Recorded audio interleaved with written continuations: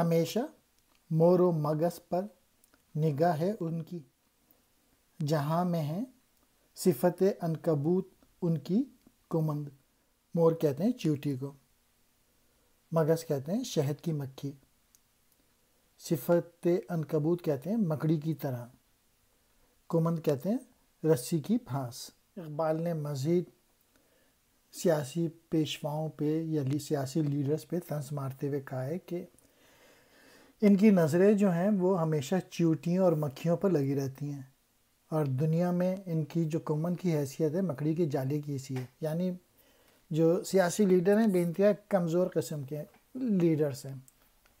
پاکستان کے سیاسی لیڈرز رشوت، چوری، گورنمنٹ کے مال میں سے اپنا کمیشن لینا، یہ کوئی خدمت خلق کرنے کے لیے پولیٹیکل لیڈرز جو ہیں وہاں پہ نہیں آتے، تو گھٹیا قسم کے لیڈر ہیں جس کی وجہ سے ملک کا یہ حال ہو گیا۔